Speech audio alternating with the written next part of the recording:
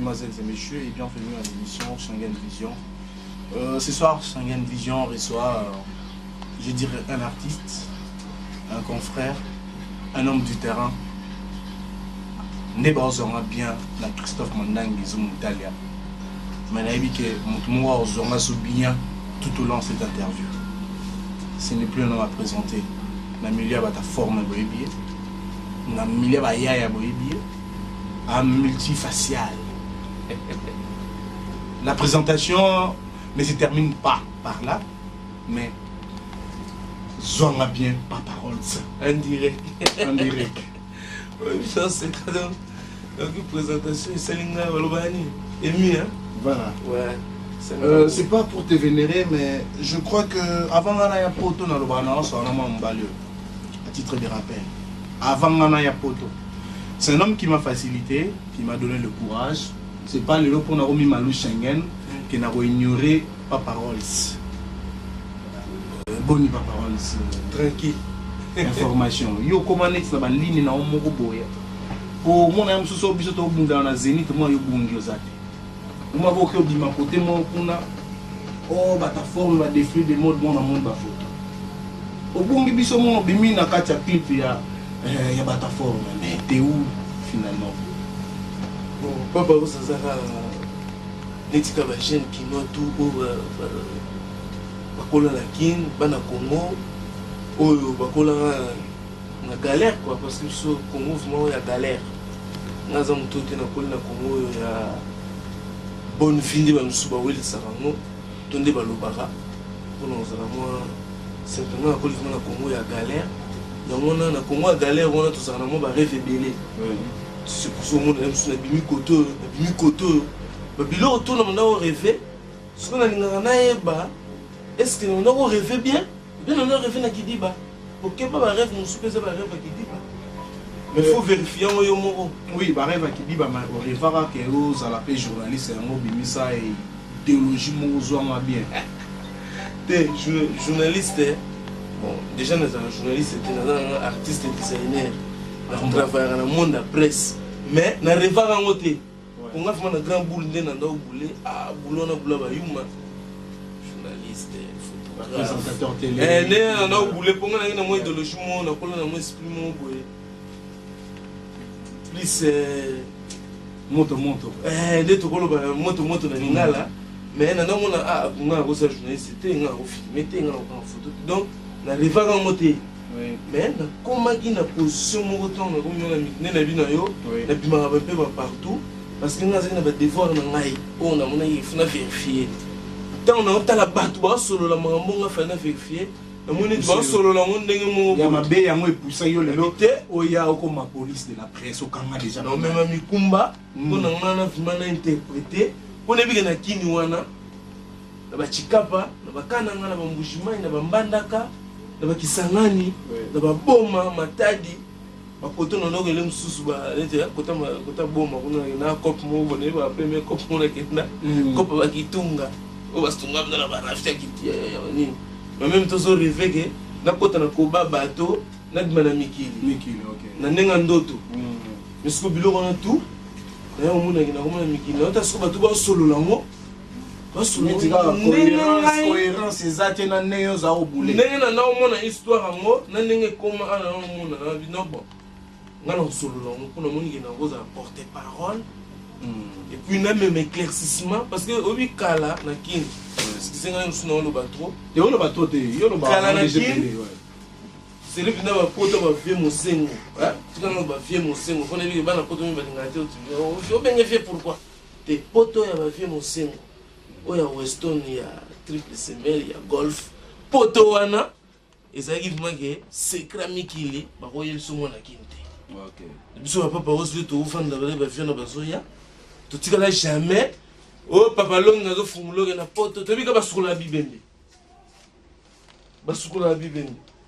so comprendre to bika on a lo ba ona ya ba fie mosengo ya batata longi ya ba leongo ngata et ba poto ba lo ba ke secret ya mikili il faut ka kozala mwana mikili ata ba refoule vient na bino tikala jamais yo tikala kana image ba sukula bibembe OK donc on ngoli bisanga que poto neti ya ba Gauthier wing ya lelo na ba Dadou Kora eza différent na poto ya ba Léon Mangata bon tozoma na likambo différence il y a peut-être bon il y a la classe sociale mais différence il y a vie active na poto parce que poto kana poto lelo s'il faut le dire eza un peu différent mais pas parole je voulais revenir un peu dans le sujet au juste tu te positionnes comment parce que deux fois au moins bimi ou artiste mo yo bomba artiste ti donc so neti mikolo yo poteza nango batutu baoze la punda yo leka o ba batutu baoze la punda so mikolo neti o confiance ya potote yo leka obanga rati bon pour oyebi ko zarmo ba double face mso zarno ozano présentateur télé ou bien nous allons ta forme parce que moi na yebi que même musa na biso sentiment ko ta trop bon moi na rolo ba ezate que na bangité ou bien té ils ont un peu difficile hein. Déjà muto abanga rata za mutu te obanga zelo mwaza naturel na ko dem suna bangi musicien ah donc banga ozapena ba ouais na zone na expliquer ko banga pa batunga na msuteli ayo yuma ozobanga nini non c'est pas que nazo banga na bangi pe mutu te mais faut yebelo moko tamsu na bangi kofite na bangi werate na bangi jbt na bangi ferité mais là nous avons une difficulté il y a le bien fallu par rapport à l'homme ba fan parce que fan est déjà fou tant ba bina mutu aza fan mais le bi fait nga le bi o banga ko lo ba bien fallu ouais fallu déjà te que na sauter comme bolem sur na style akine comme nga net mais ça propose frimer non na déjà naturellement na boulay goûter que na tanga fallu te donc ou fan a fallu parce que to bazana ba succès wana mais to ba bingo déjà fan wa de mutali boma. Donc, un fan, quand on a problème avec un artiste, bon, l'iboma a fouté dans l'iboma il y a du fanatisme, inondé par les fanatiques. Le fanatique, ben là, nous gérer fanatique, na solo la dimension ok. Na, bon, il y a ça fanatique. Le problème c'est plus na fanatique que na artiste. Donc na bang artiste, mais non solo la sous vérité, net na bimikolo. Vient ce que fait le milieu ya prototé. Tout le monde a ebi, on a pas problème.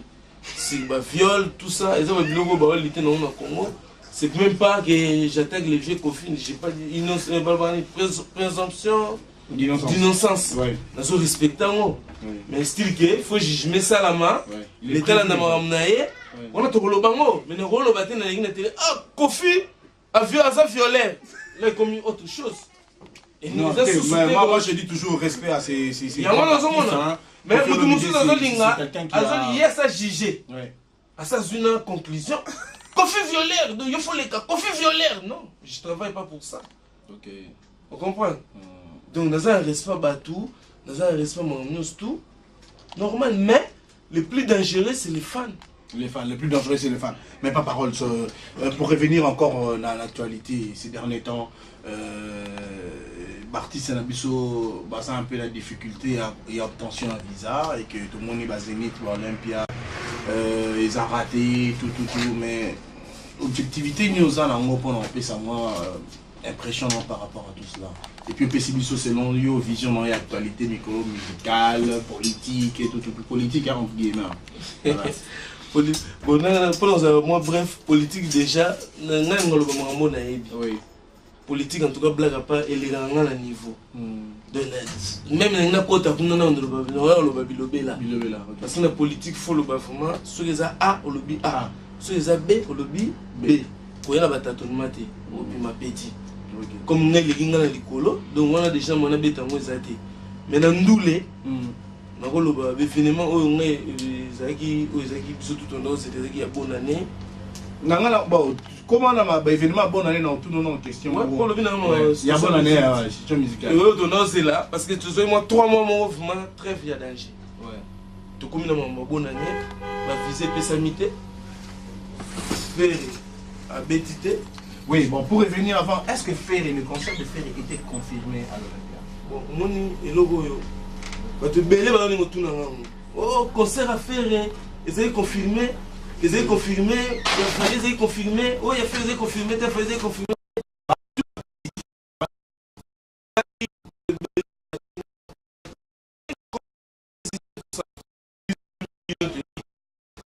Mon côté,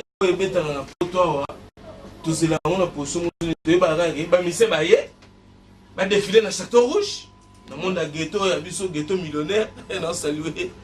Remish, l'équipe Ghetto Millionnaire, va circuler, l'équipe à Monsengo, l'équipe à Diego Musique, l'équipe chez Louis. Schengen Vision a zonga bien peu baye na 6 heures comme d'habitude basi bango. Mode opératoire de Bisso, il y a Ghetto, il y a Moana.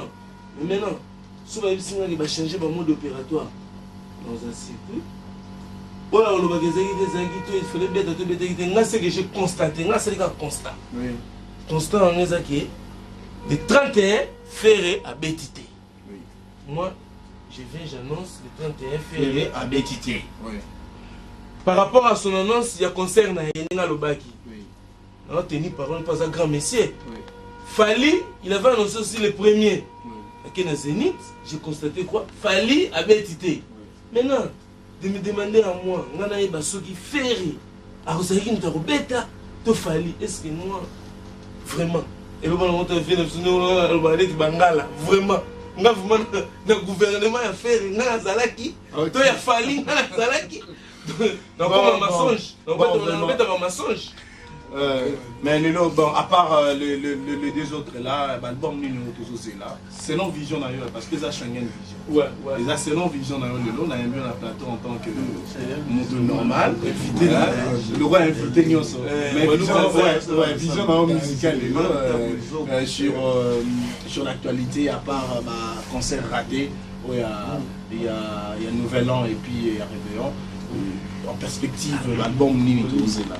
Non, tout depuis qu'on s'est rendu raté, regard les a tourné vers Mpundana Malewa pour bien dans le système à ring.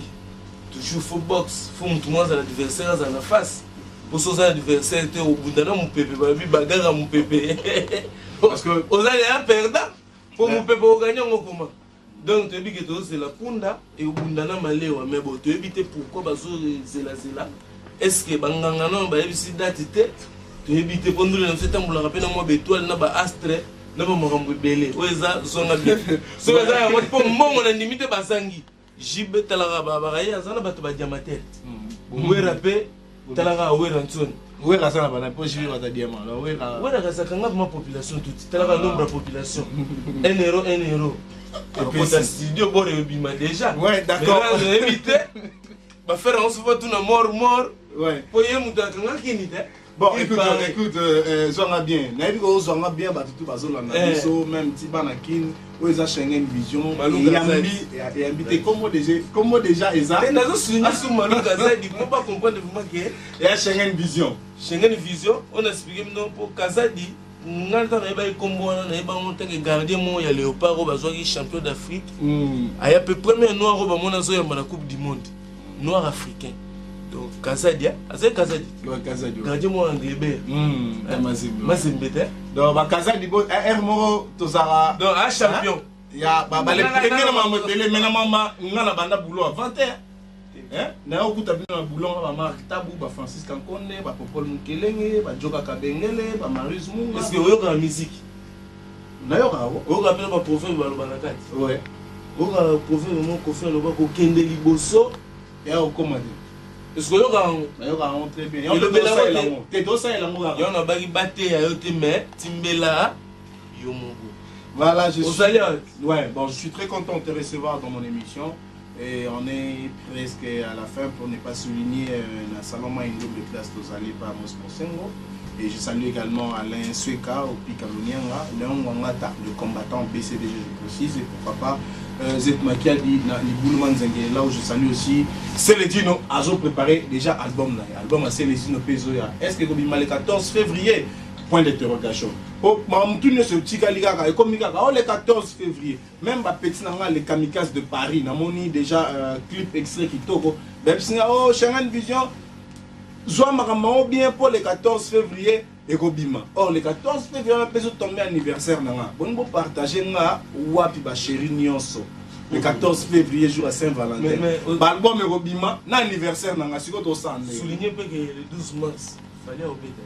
Parce que ça peut faire non. Ouais, voilà. Tout sa confirmation, un visa. Monsieur aussi là. Mais confirmation, le concert de Fali est confirmé pour le 12 mars.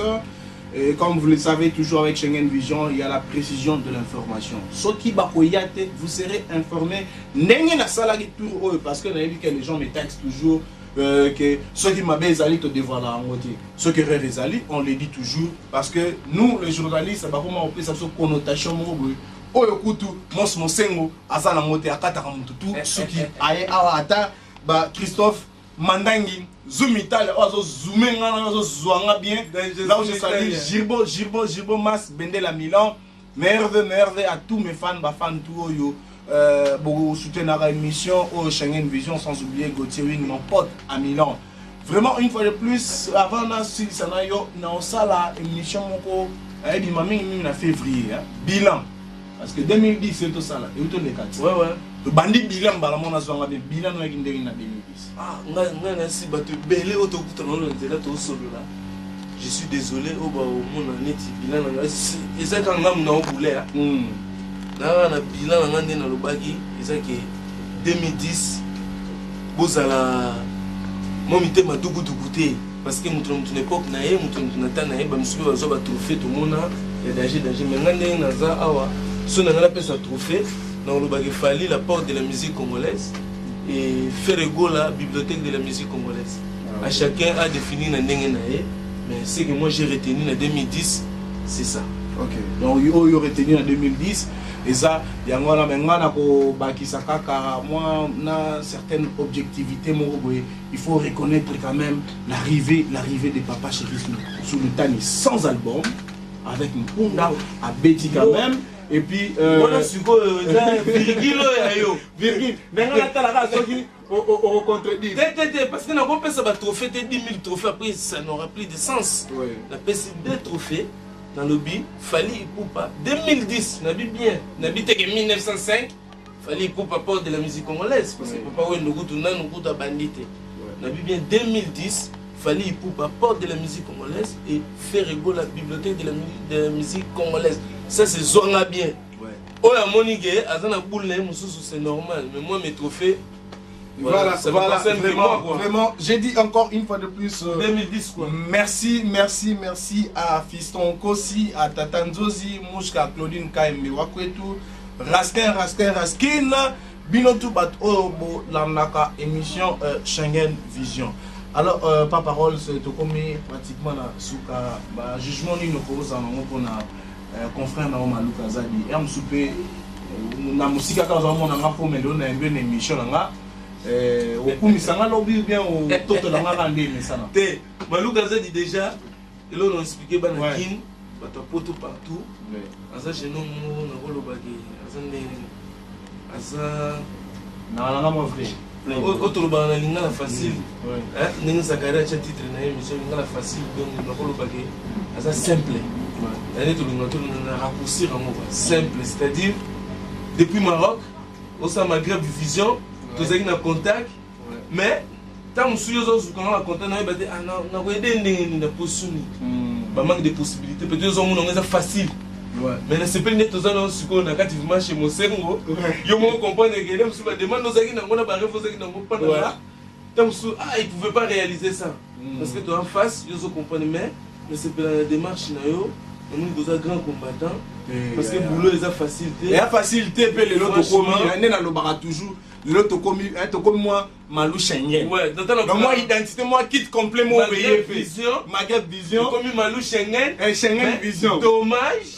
Comme les gens sont bien, ils sont bien. Ils soutiennent Schengen, ils ont évité les sentiments. Et puis, il fallait pas soutenir, il y a une unité. Est-ce que l'artiste, il m'a dit que dispersé quoi, n'attaque dispersé. La maison Schengen, pour préciser dans la maison bien. La maison Schengen sont dans le cadre. Next, on a besoin de visa. On a une maison Schengen donc na kombo na yo wana. Unité pour la guerre à visa. Est-ce que on a évité pour Mikolo pe na benga kinter. Na évité yo unité de Schengen. Vous me ça kuna. Ouais, bon. Est-ce que basangana ki ba romona maison? Bon, vraiment te commis presque na suka. ma maison Schengen, mais je crois que ces problèmes-là consistent vraiment et c'est une unité et puis cohésion, rassemblage, idée pour démontrer à tel point biso ba Congolais toujours réfléchir. Je crois que la maison Schengen, même Malou Schengen, et attends la maison Schengen, j'appuie que les musiciens va combattre. C'est comme si tu as la danse Montana, la biso en dernièrement, la danse Montana Chantouera, ou bien la pétence à Kamikaze. Tout ça, on a besoin de musiciens. On a besoin de de Schengen, vous mettez les Bokambika pour payer Europe. Les Bokambika, vous avez besoin de la Kin. Ce que vous avez besoin de les Bokambika. Faut pas comprendre que, bah, mon père, bah, ça, les Boké, Yambika. Bon, voilà, un dernier mot. Vous avez gagné tes bateaux, vous avez ignoré. Ok. Le bilan de la fausse, hein? Bon, voilà. C'est maison Schengen, on les a réunis. Ouais, bon, c'est l'union, mais. Parce que jusqu'au que vous n'avez union, n'attaque moins dispersé. Il faut Basangana. Ceux qui arrivent à Bassou Mutazali Bosso, à Chabango Pois. Donc, à sa confrère, au hasard. Et surtout, à